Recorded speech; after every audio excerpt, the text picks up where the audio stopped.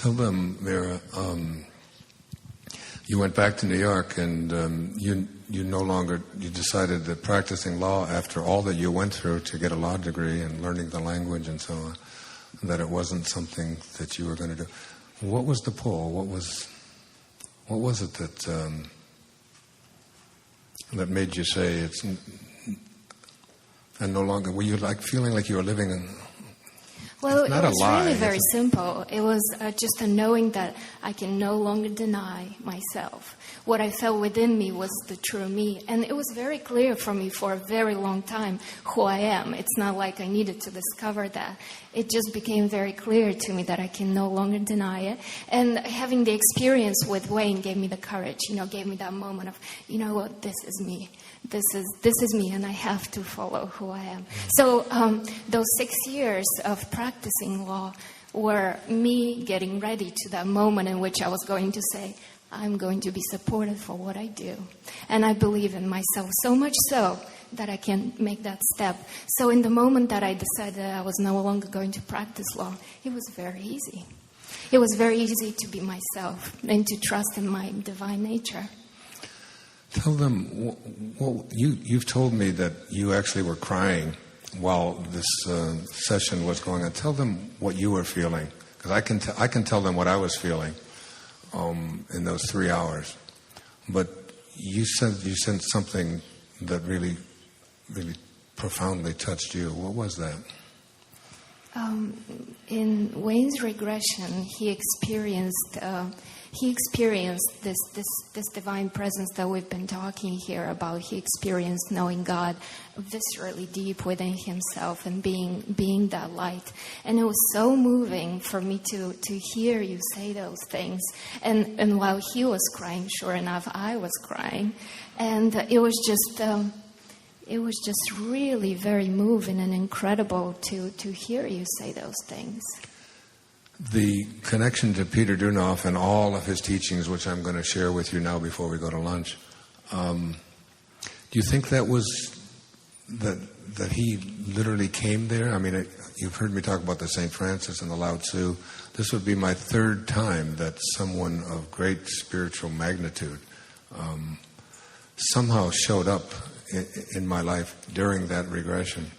The fact that he's probably the greatest citizen from your country, he's certainly the most revered, wouldn't you say? I really agree, yes. I really agree with you with what you said, that once you place your attention on something, you become that consciousness. Because that's really what the process of regression is. People go within, and through going within, they shut off their senses, the sight, the sound, the touch, and they really focus within.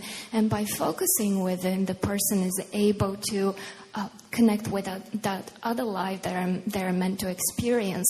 So I really believe in the experiences you were sharing about these three powerful teachers, and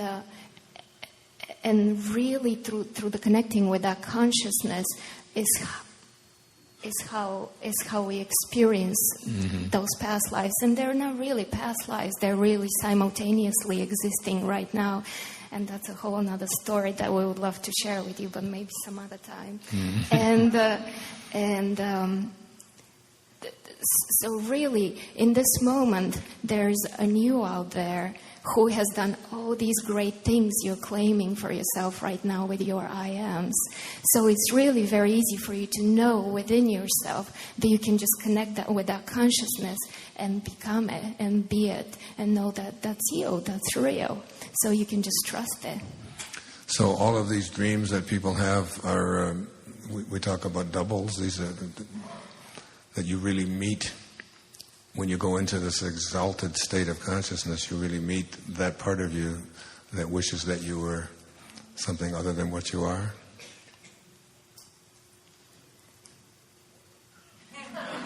There's a question there. Ask me the question. Well, the question is, someone has a dream about what they would like to become, and it's a thought, and so it becomes something that becomes like a future dream. But that dream and the existence of that dream is really something that you can connect to this? Absolutely, that you already are, because in this moment, there already is the you who has done all these things that you consider the past, and the you who is going to do all those things of the future. So through going to sleep and doing your I-ams, you're really connecting with that place. And when you fall asleep, you allow for that work to be done, for you to really awoken in a new place, just like Miguel was telling us, and be in a new and perfect place of health and prosperity and anything that you desire. So there are people in this room with cancer. There are people in this room with various forms of diseases and so on. Is this kind of work something that they could come into contact with that being that is already perfect health?